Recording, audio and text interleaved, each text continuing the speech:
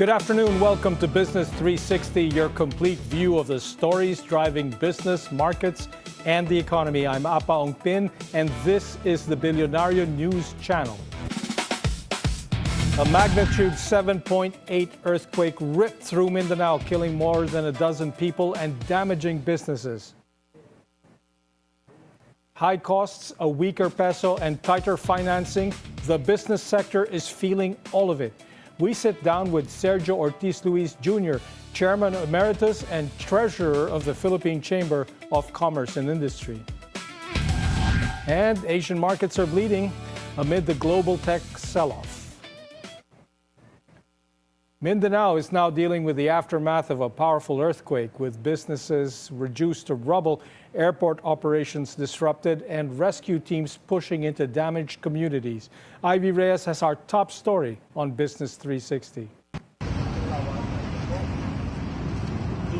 A 7.8 magnitude earthquake has hit Mindanao, set off by movement along the Cotabato Trench. The Office of Civil Defense says early reports from Mindanao provinces point to damage at the General Santos International Airport, the tower in Jensan, and facilities in Sarangani. As of 10 this morning, 17 flights have been cancelled at the Jensan Airport, including 11 Cebu Pacific flights from Manila, Cebu, and Iloilo. The Civil Aviation Authority of the Philippines also lists 6 Philippine Airlines flights as cancelled. The Budget Department says all quick response funds for agencies responding to the quake are ready for immediate use. In a message to reporters, the DBM says it is coordinating closely with concerned agencies and stands ready to process requests for replenishment to keep services running in affected areas. The President has ordered a whole-of-government approach to the Mindanao quake, led by the Office of Civil Defense and the National Disaster Risk Reduction and Management Council. The Departments of Social Welfare, Health, and Public Works are already on the ground, running relief operations and checking main thoroughfares. On the President's orders, classes remain suspended until further notice. As of 10 a.m., the OCD has recorded more than 100 aftershocks and is urging the public to stay vigilant. Some power and telecom lines are down, but the OCD says it remains in contact with concerned departments to restore them. Past 11 this morning, the Philippine Red Cross reported damage to 35 classrooms at the Notre Dame of Dadiangas University. Falling debris also hit the Dadiangas Medical Center, a private hospital, forcing admitted patients to stay outside the building for now. The PRC is on highest alert, while the OCD is still verifying tsunami projections. For B360, Ivy Reyes, Bilyonaryo News Channel. Thank you, Ivy. As of writing, authorities have confirmed 19 deaths and more than 130 people injured. About 840,000 households in Mindanao are suffering blackouts, including areas served by major power companies. Officials say the transmission lines in southwestern Mindanao suffered the heaviest damage. Partial restoration has begun in some areas, but General Santos City and other zones remain without power due to ongoing aftershocks. The Energy Department has activated an emergency task force to restore electricity, prioritizing hospitals and evacuation centers.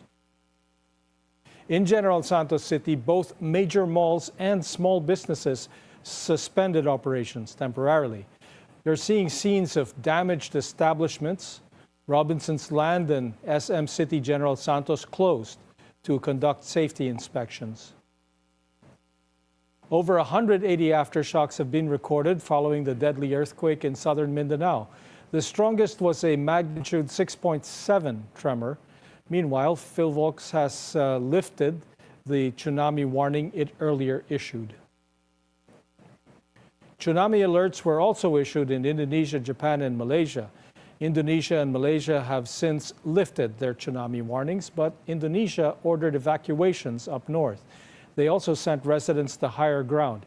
Malaysia, meanwhile, felt tremors in parts of Sabah before issuing its own advisory.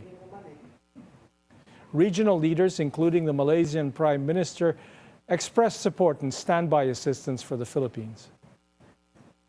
We're taking a quick break. Coming up, Wall Street's winning streak is over. Asia's in the red, and the biggest ever IPO is days away. Markets next on Business 360.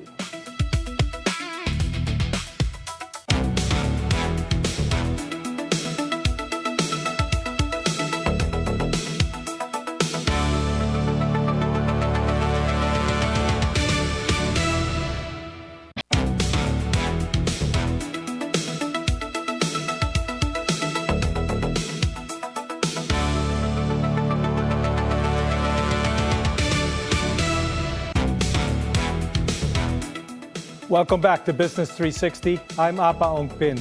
Wall Street's tech sell-off sweeps across Asia, crashing South Korea's market hard enough to trigger a trading halt and dragging the PSEI lower. Business and markets reporter Sachiko Gamboa tells us more. Sachiko, it's all yours.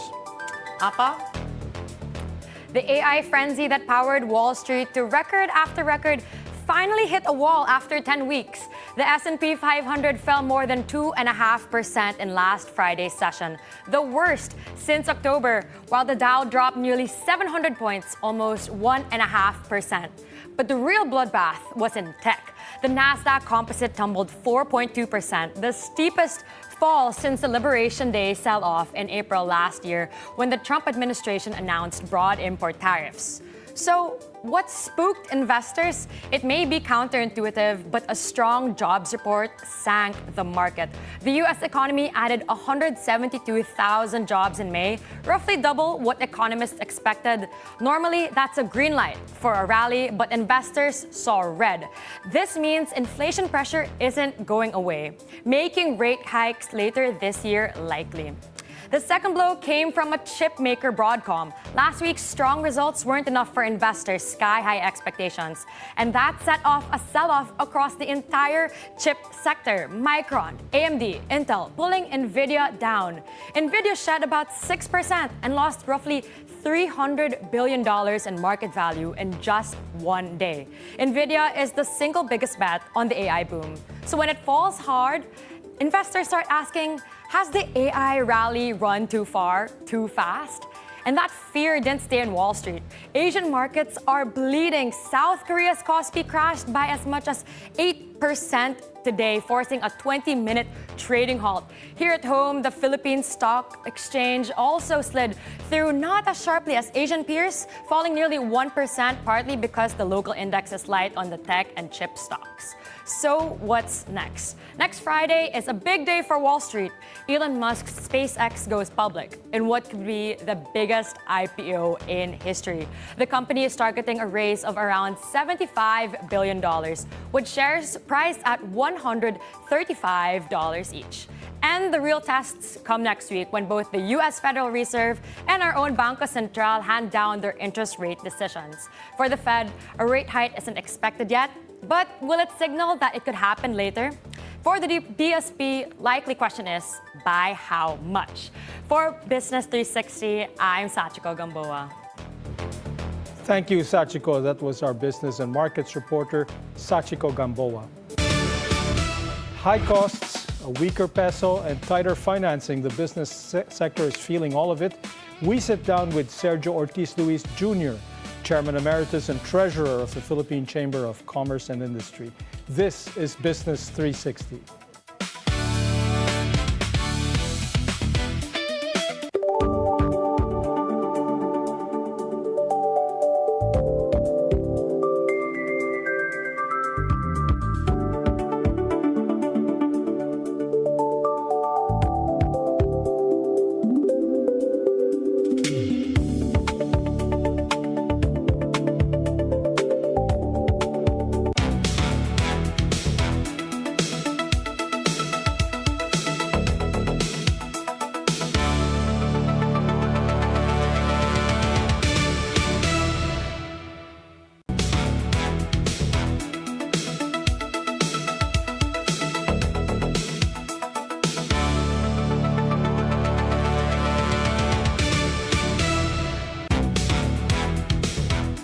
A 100 days into the Iran war, how are businesses holding up? With high prices and borrowing costs, a weaker peso, and a more volatile environment.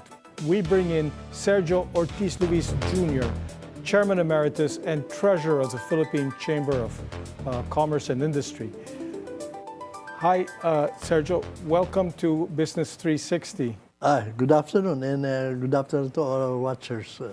Our government recently released the macroeconomic numbers for the semester from the business sector's perspective. Has government struck the right balance between containing inflation, responding to the fuel crisis, and still supporting GDP growth? Well, partially yes. But on the whole, I think the numbers does not show that they're addressing it that much, no? For instance, for the last 25 years, we've never had a GDP of less than 5% except on two instances during the COVID and last year where we hit less than 4. But now it's 2.8.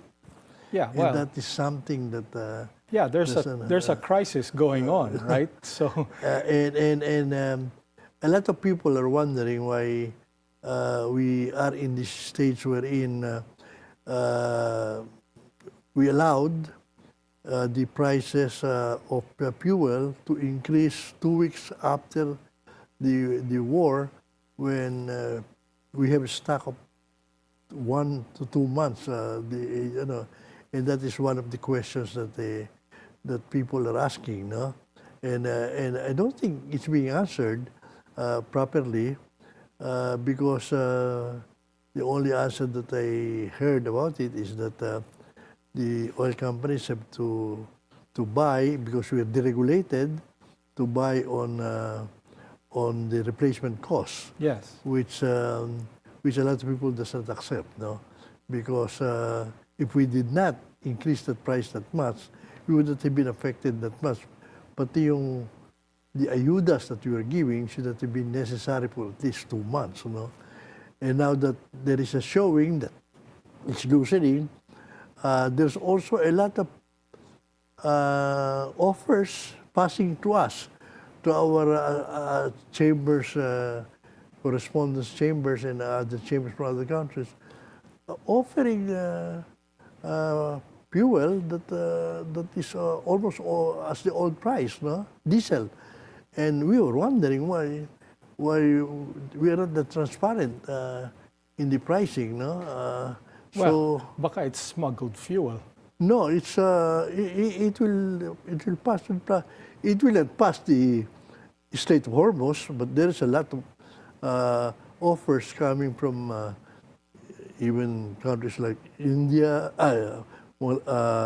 Indonesia, and some countries in Europe, even in China, and yun ang problema. So, but in any case, the government seems to be addressing the issue, but obviously inflation is not that much addressed. No? We hit a high of 7.8. It's beginning to way off our projection. No? Yeah. And hopefully it will go down to maybe 4. Hopefully, if there are no surprises from Iran and Trump. We get nothing but surprises from Iran. Surprises. And hopefully it will turn out normalize, maybe not immediately, but somehow it will normalize our business atmosphere. Inflation hits poor households the hardest, but weak GDP growth also shows up in unemployment, underemployment, and weaker business confidence. If there has to be a trade-off, where should we be drawing the line? Are we making the right sacrifices under these circumstances? Well, I think in that area we are doing the right sacrifices. No? Still, the focus is not there. There's too much politics in between that disrupt all our efforts in the economy. So hopefully, we are now kulelat in our and we have to improve our image abroad, and we are not doing much about it. I'll talk about the political noise a little later.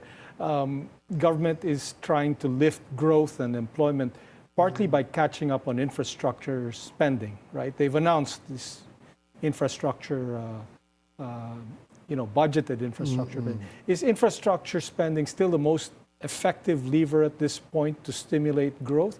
Or should government be doing more in other areas? Should we be exploring other options? Well, definitely infrastructure is a high employment area, no? And we should not forget that.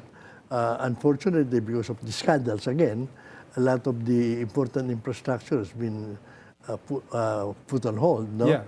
So hopefully, at least the big projects that we are doing, especially on transportation, sana wag maabala, no? Yeah. So that we can, and that's a good, And also, we are the most underbanked MSME in the whole of Asia. Yes.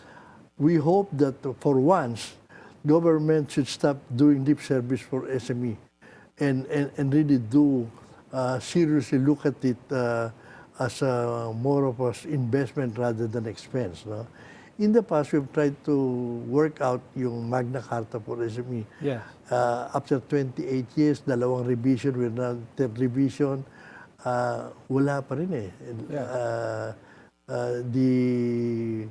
The SMEs are not really looking at anything good. Funding-wise, no, I looked at some of the data in 2019, lending to SME in Asia. The lending in 2019 before the COVID, no, of Thailand was $230 billion. Yeah. You know what Philippines is? What? $11 billion. And we wonder why. Yeah, well, the interest rates are, you're looking at 12 to 20% interest. Who's going to make money on that kind of, no? You'll find other sources of financing. True. And that is why we were counting on the Magna Carta for SME, that the one agency that was created under it, the SB Corporation, which is under DTI, we were hoping that it would be the biggest lending. Yes. Unfortunately, it is only now. I'm surprised that it got 20 billion, no, for SME, for exporter, for different, unfortunately, that is way off still from what we need, no? And we worked so hard in Bangko Sentral before because one of the things that makes it impossible for SB Corporation to really roll out is the fact that it is under the same regulation of Bangko Sentral. Yes. Finally, Bangko Sentral agreed, no? Before the Espinilla, he agreed, and until now, in the Magna Carta, they already took away the provision that it will be under Bangko Sentral. So it means it can now make its own rules, no? Yeah, it's deregulation in effect. It makes its own rules. Unfortunately, that's not enough money because our lament is that we give away money left and right, no? You remember the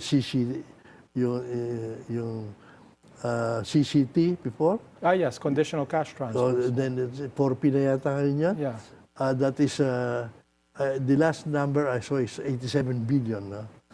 15 billion of that is only to monitor. No? Yeah. And yet, walang pumupunta sa, when we asked the Congress to allocate money, so where will we get it? Because if we put money there, we have to take it from, now we know where it is going to come from. Yeah. And these things, kahit papano, they're an inflation stimulus. They cause inflation because, it's money for nothing, basically. Money for that, yeah. And that's why we were banking, rather than give it away. Bigay natin sa SB Corporation, lend it like you are lending sa tupad or what. You do not expect 95% collection, maybe only 60%, but you create jobs. Yes, you exactly. measure. Yeah. You create jobs and you coming. And, our SME is like in Asia, 90% SME. Unfortunately, our MSME is 98 point something. But what people forget, most of the time, especially when we talk of salaries and 90% of that is micro. Yes. It's not 8% SME, is it's the small. M. Yeah. 8% is small. The medium and large is not even 2%. Yeah. And we always use that as, kayang-kaya ng mga business. Bawas lang sa kita ng konti. Actually, our DTI Secretary, Cristina Roque, came from the SME sector.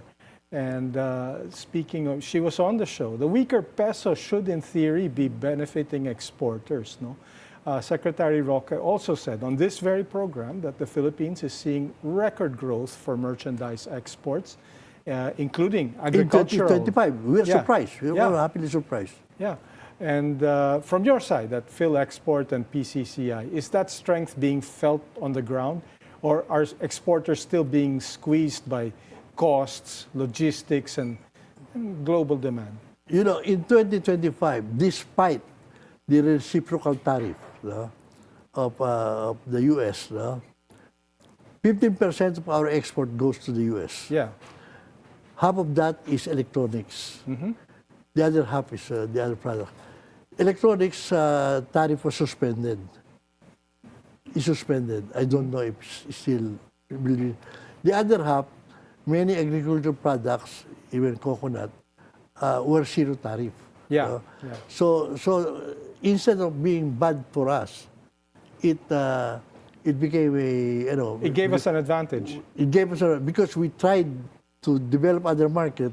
At the same time, we even increased a little in the U.S. Yeah. That is why we had a bonanza. I think we increased in merchandise export. We grew by about. Coconut certainly grew a lot. We grew a lot. And that is why. Our fear now is there is a new thing that after the Supreme Court struck down the tariff of Trump. Yeah, he's trying to do it through the Trade Commission. He's now looking at the forced labor issue. Yeah. Which we don't have, no?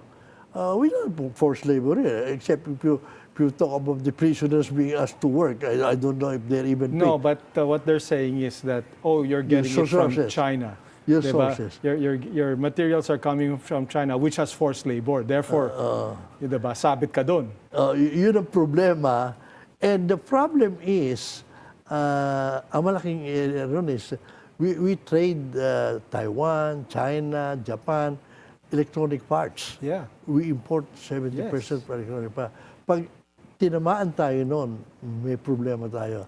But the sad part about it is, we know their target was China, but pero tayong tatamaan, the number one ally ang tatamaan dito, no? I think we have to remind him that we shouldn't be. Remember, it's easy to say you're buying from forced labor country, but how do we know which is it? Yeah, exactly. They should at least tell us. It's a blanket condemnation. Yeah, it's not. We cannot work blindly and we are not in a position to do that. Yeah, yeah. Well, bahala na si Babe Romualdez to convince Trump. Huh? Bahala na si Batman. Which sectors are actually gaining from the weaker peso, and which ones are being hurt by it? Well, definitely, ang biggest grower natin ngayon is the service sector. No?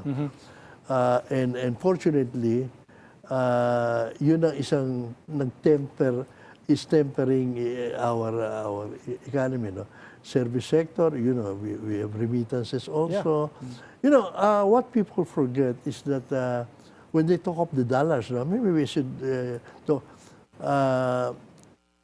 We have 10 million Filipinos abroad. Yeah. 2.5 million of that are OFWs. So, these people are all remitting money here.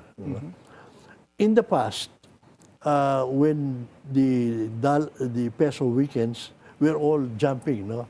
But really, you ask the people, are you affected? They don't even know. Now, who are the losers in this? 10 million Filipinos and family of 4 or 5, that's 40 million, 50 million. You add exporters and the chain of supply of exporters, and a few million, the tourism industry. Yeah. which profit if there is, kasi muro tayo, no? Yeah. The farmers who do not like imports, no? You will notice during Christmas season in the past, no? All in the are imported fruits, no? Yeah, Ngayon, you think it's important, marami local na yung mga fruits dito, no? Which is good. Which is good. So and the rice, you know, farmers jump, and even the fish or pork when we import now. These are the beneficiaries, no? Of more than half of the Filipino now are beneficiaries of a stronger dollar. More than half. Who are the losers? Government is the biggest loser because of our 18 trillion loan. Yeah. 18 trillion loan. And we are now servicing, I think, a trillion a year, no? Yung increase. Partially tempered by the fact that imports in customs are in dollars, so nabawasan ko. But definitely, the other loser, importers of non-essential products. Traders, Importers of manufactured products, like, for instance, electronics, you know. Electronics is they import 70% of their goods, but when they export, they gain and they even earn, no? Yeah. So, konti na lang yung disadvantage, eh. So, I think the central bank now is in a stronger position than in the past when they address crisis of oil, because they have mas malalim ang bulsa. Yeah. They have bigger reserve requirement. You will notice they're able to play it quite a lot. No big swing, no big swing. Papanik siya pero napapababa na dahan-dahan. You know, and I think we shouldn't blame the dollar for the inflation because it's the source of the price of fuel mainly. Yeah, so yun ang and I think yun ang better natin, so that we should not do so, because number one, we're in a better position now to face this crisis than before. Okay, so are we more competitive now because of our weaker currency? We should be. It did not move us to the competitive circle, but at least we retain our competitiveness. Mm-hmm. We're seeing a lot of political tension right now. A divided Senate, and then the whole impeachment process, which is affected. From the business community's perspective, is this just political noise, or is it already affecting investor confidence? And I'm talking even local investor confidence and the country's competitiveness. Unfortunately not. You know, Apa, in the past, in all the past administration, we group of us accompanied the president when he promotes, no? The most productive promotion, I think, is during the time of FBR. Yes. We were even able to bring the electronics industry here, which we did not believe at the time that will be, and we will become this, yung BPOs, we were able to do That's that. Mar Rojas. Mar Rojas. He really promoted that industry from zero. So ngayon, slowly, we tried that, and I think every president, the president now is trying to do that. If he's not trying to attract investment, lalo tayong may problema, no? At least he's trying. We are being left behind even now, no? As we are talking, we are continuously being left behind by our neighbors, no? Well, Vietnam kasi is very strong in manufacturing, right? They have low labor rates, they have excellent infrastructure, and mas maganda yung ease of doing business sa kanila. Yes.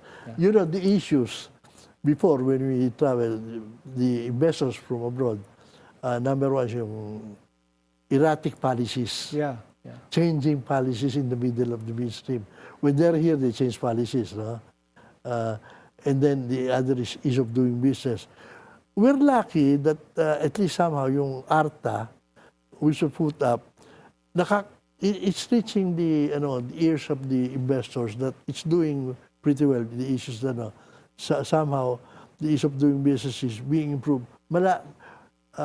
Malayo pa, pero it's but the real killer really is the scandal in the flood control.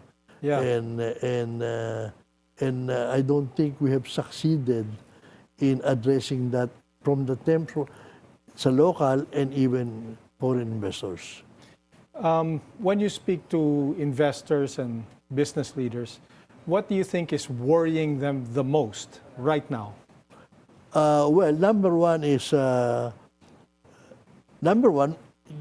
first of all, they will compare, no?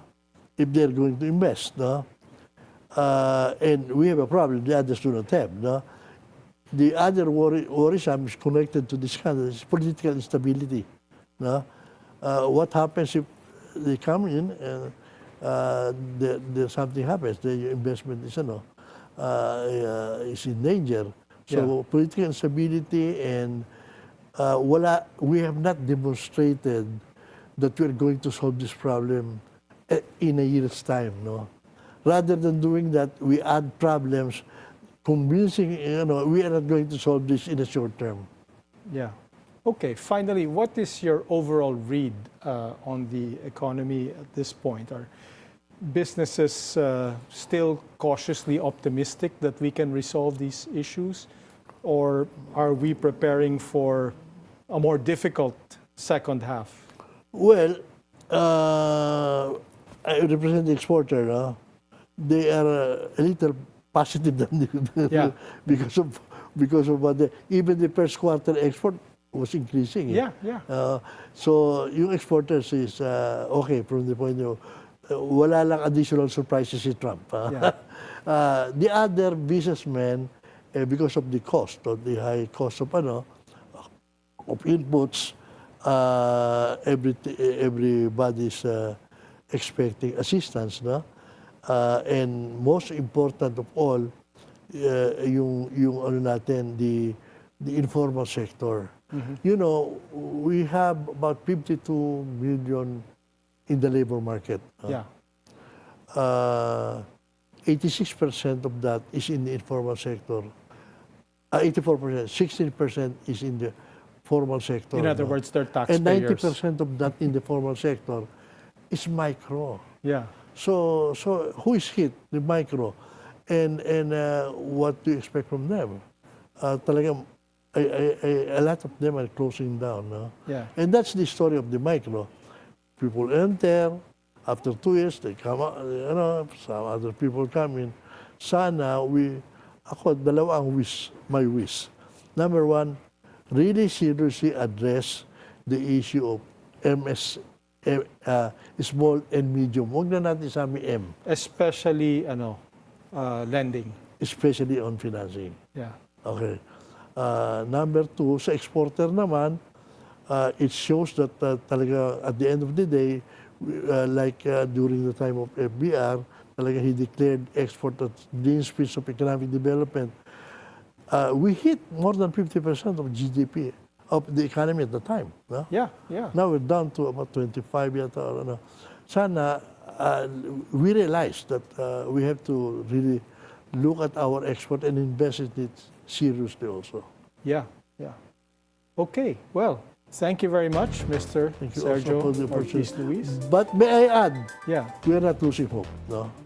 We know that we are going. It's just that unfortunately there's too much noise. So cautiously optimistic.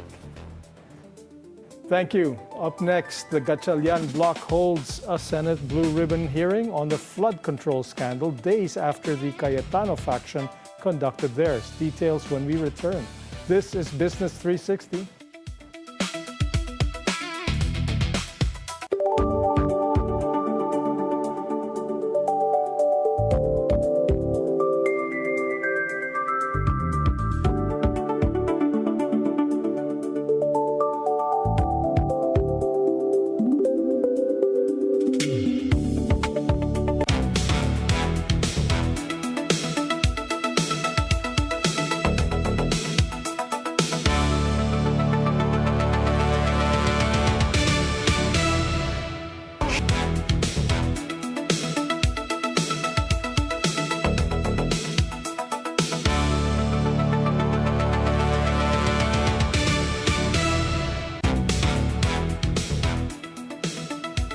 Welcome back to Business 360. I'm Apa Ongpin. The Gatchalian bloc held a Senate Blue Ribbon hearing on the flood control scandal days after the Cayetano faction conducted theirs. But as Hannah T. will tell us, the 18 former bagmen did not attend. Acting Senate President Win Gatchalian dismissed as drama the appearance of the so-called 18 suitcase boys at the Senate, but not for showing up at today's Blue Ribbon Committee hearing. That's because instead of entering the Senate plenary, where the committee was waiting, the group went to the office of Senator Robin Padilla to hold a press conference. Nandito na sila eh. Sana pumunta na lang sila dito. Why all the drama of pupunta pa doon, may press con. Nandito na sila. This is the best venue to tell the truth.